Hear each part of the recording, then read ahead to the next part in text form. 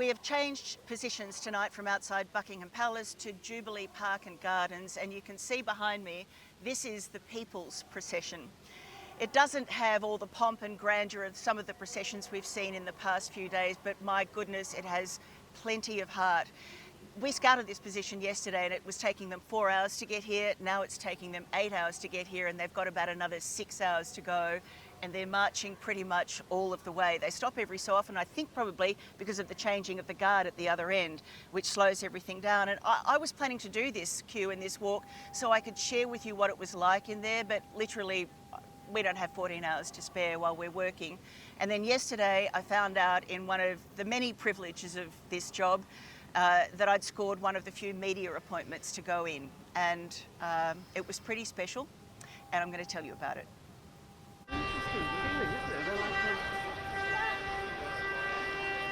Well, it's 11:15 at night, and these people are at the end of the queue. They're about to go in. They're pretty close to the end. They've been queuing for about 8 hours. And it's not really a queue anymore. By the time you can see, they're moving pretty quickly. They move fairly quickly all the way through. I've got an appointment at 11 o'clock at night for a media viewing, and I'm looking forward to it. I'll let you know what it's like on the other side. Hello, Tracy Grimshaw for a media visit. Tracy Grimshaw, in you come. Thank you. You're welcome. Okay, thank you. Imagine how it must feel to get to this point after so many hours. It's the middle of the night now. They'll get about 10 minutes in there. They'll be worth it.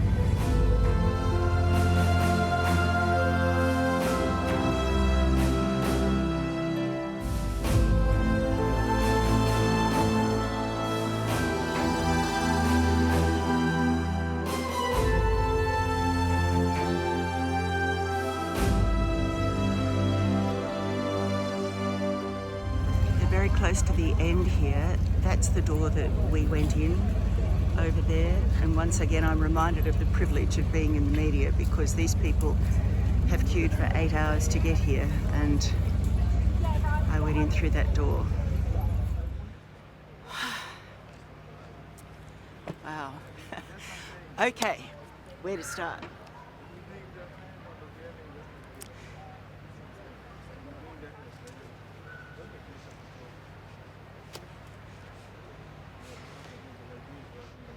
It's very moving in there. I was going to come out and be all journalistic and give you all the history of the building and the history of the Queen's association with that building, but I'm not going to do that. I'm going to take a moment.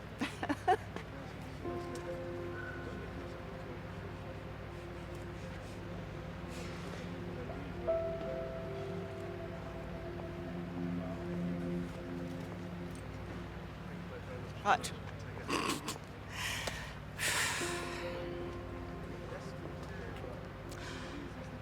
I didn't know what I was expecting. We had half an hour in there.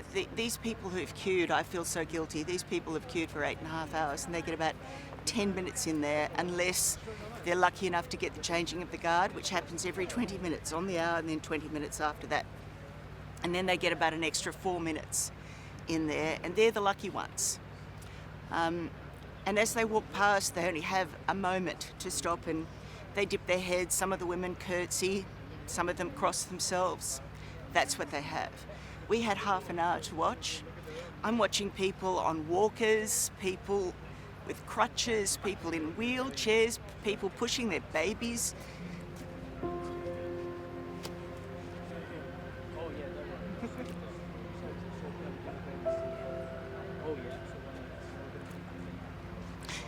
Pushing their babies in prams.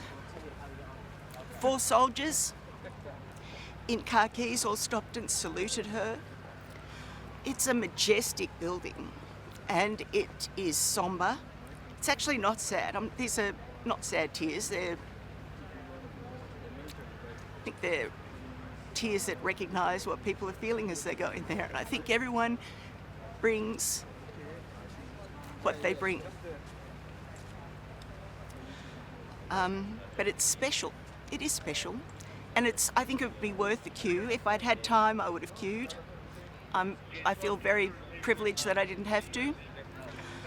But you know what I felt like standing there looking? I thought, she's still doing her duty. After all these years, she's been gone a week now. It's a week tonight. And she's still doing her duty. And I really think she'd just like to get back to her husband. So she's got a few more days. Okay, that's enough for me.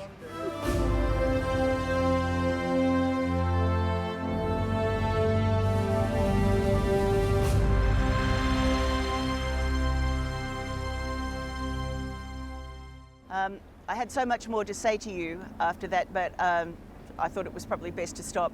It was very special.